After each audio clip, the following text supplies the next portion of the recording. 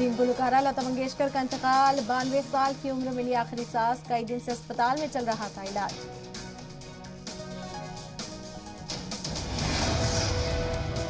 लता मंगेशकर की याद में 2 रोजा शोक का ऐलान। मुल्क भर में 2 रोजा कौमी शोक का ऐलान। एजाज के तौर पर 2 दिनों तक आधा झुका रहेगा कौमी परचम।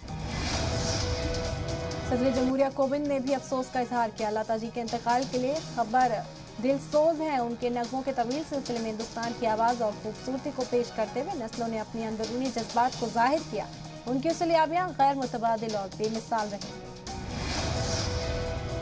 लता मंगेशकर के इंतकाल पर पीएम मोदी का ट्वीट लिखा, मेरे पास अल्फाज नहीं। दयालु और देखभाल करने वाली लता दीदी हमें छोड़कर चली गई। वो हमारे मुल्क में खालीपन छोड़ गई जिससे भरा नहीं जा सकता।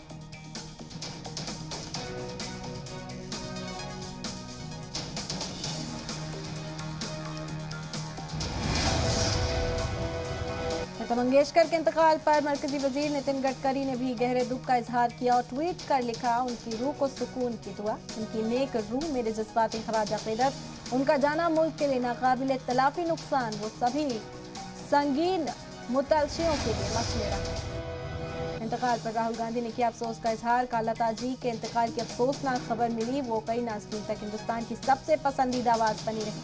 उनकी सुरीली आवाज़ अमर है, उनके फैंस के दिलों पे गूंजती रहेगी। उनके अहले खाना, दोस्तों और फैंस के तई हमदर्द।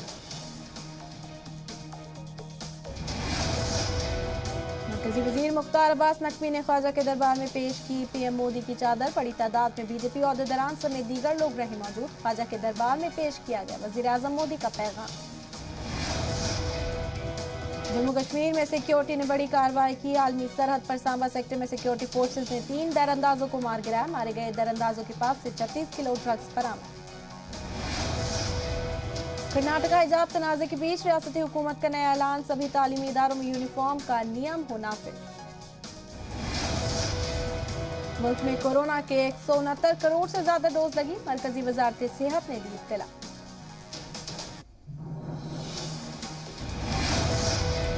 मुल्क में 1 करोड़ 46 लाख से ज्यादा लोगों को बूस्टर डोज लगी। 10 जनवरी से जारी है बूस्टर डोज मुहिम।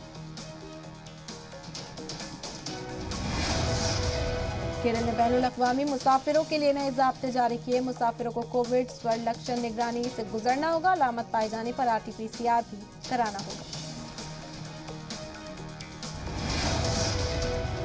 निजी इदारों में 50% सीटों को लेकर फीस सरकारी मेडिकल कॉलेज के बराबर होगी। NMC ने जारी की हिदायत। नीट PG का इम्तिहान इस बार 12 मार्च की बजाय 21 मई को होगा। सरकारी वेबसाइट पर 25 मार्च तक कर सकते हैं अप्लाई।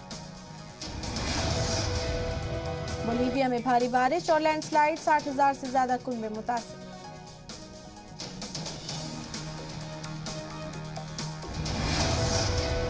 चीन में विंटर ओलंपिक कवर कर रहे रिपोर्टर के साथ चीनी सिक्योरिटी एहलकार ने की बदसलूकी। लाइव ब्रॉडकास्ट ने डच रिपोर्टर को घसीटा।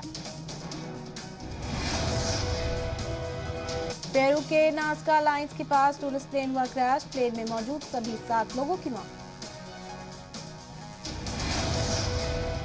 हिंदुस्तान ने जीता under 19 world cup 2022। Final match में इंग्लैंड को 4 विकेट से हराया। 48वें ओवर में हासिल किया 190 रनों का हदफ। हिंदुस्तान की जीत के हीरो रहे ऑलराउंडर राज बावा। पहले 31 रन देकर 5 विकेट लिए, फिर 35 रनों की अहम पारी खेली।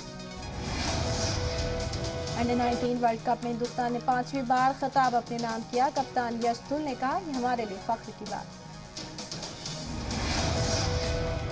फाइनल में राज बावा को मिले प्लेयर ऑफ द मैच का खिताब। ऑलराउंडर मुजाहिरे के लिए मिला खिताब। गेंदबाजी में 5 विकेट और बल्लेबाजी में 35 रन बनाए।